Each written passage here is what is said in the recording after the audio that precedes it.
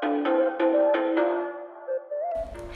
perkenalkan nama saya Angelina Natalia Esther Majid dengan NIM 2114201119. Mata kuliah Bahasa Indonesia dengan dosen pembimbing Ibu Jumliati Lambayang SPD MPD.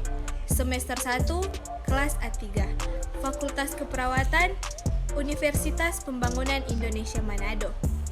Di sini saya akan menjelaskan sedikit tentang pentingnya berbahasa Indonesia yang baik dan benar, serta santun dalam dunia keperawatan.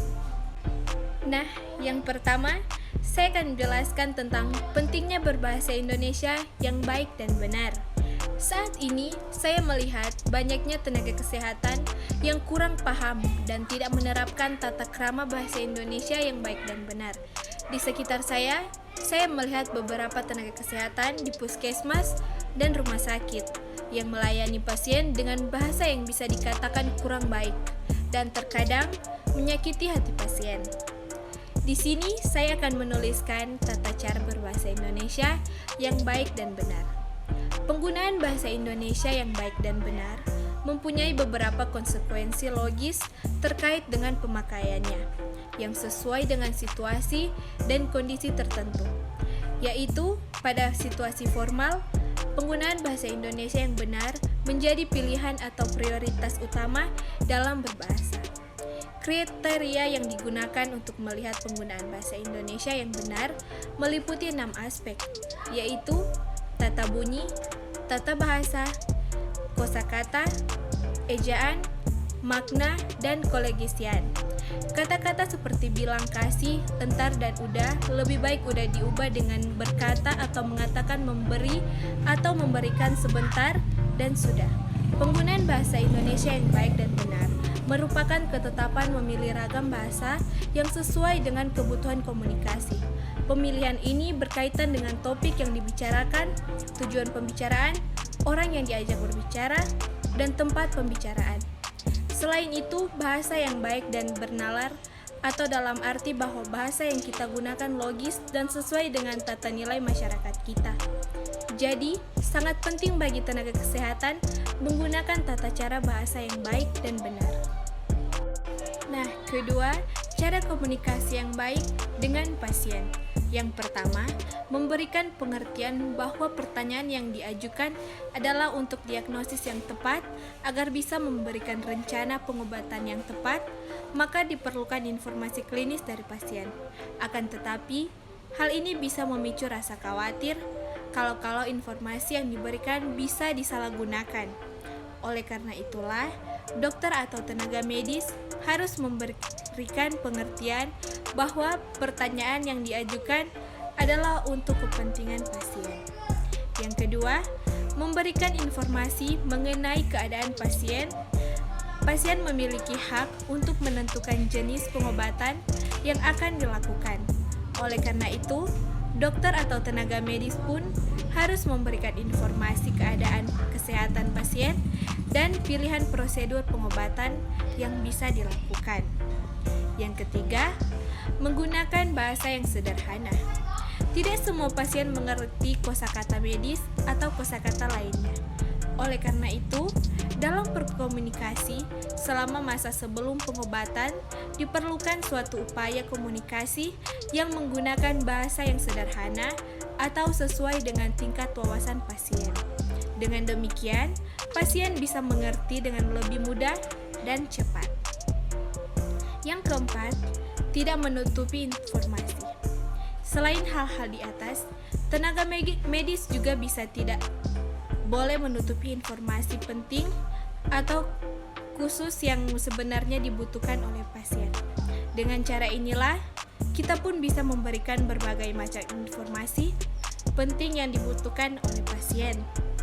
Dan yang kelima, dialog lembut dan menyenangkan. Pasien yang sedang menjalani prosedur klinik atau pengobatan tertentu berpeluang besar untuk merasa grogi atau cemas dan juga merasakan berbagai macam kondisi lain yang buruk untuk kesehatan jiwa dan fisiknya.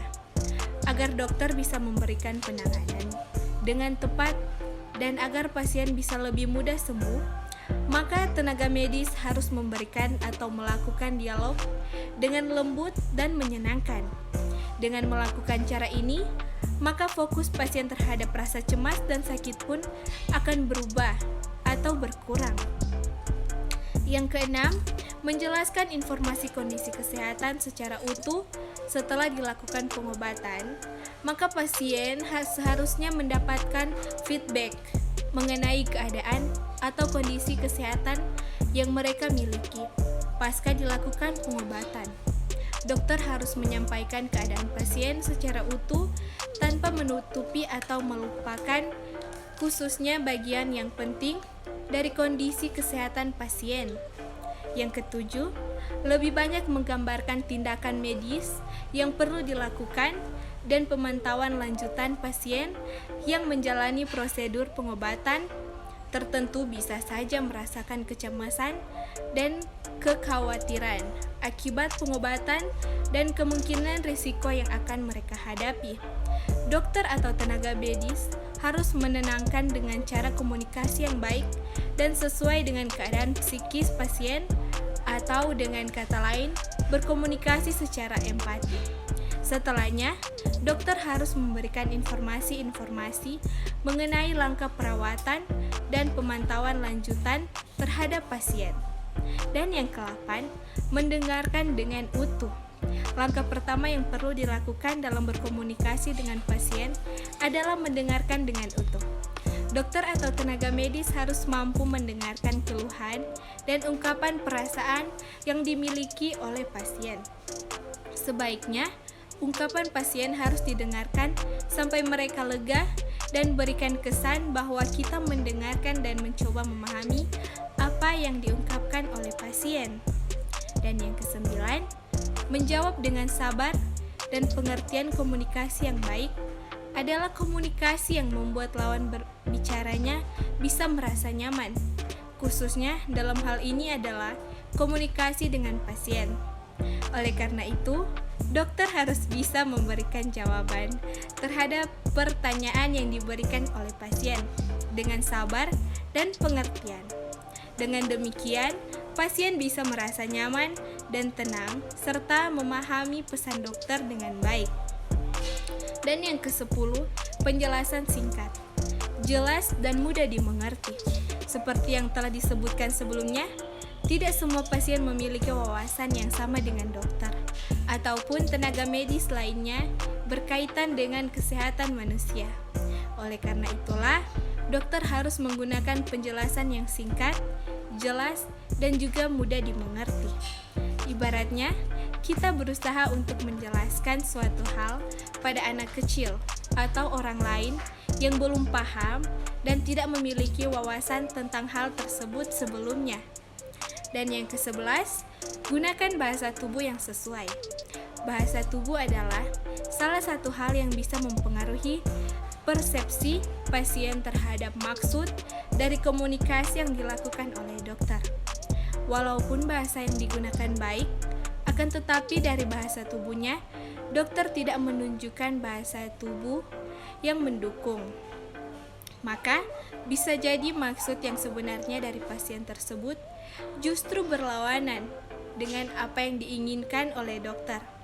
Oleh karena itulah, dokter harus menunjukkan bahasa tubuh yang sesuai. Misalnya senyum, intonasi yang sesuai untuk menunjukkan keramahan, dan berbagai macam bahasa tubuh yang lain yang mendukung sesuai dengan kepentingan komunikasi dokter. Dan yang terakhir, fungsi dan kedudukan bahasa Indonesia dalam keperawatan.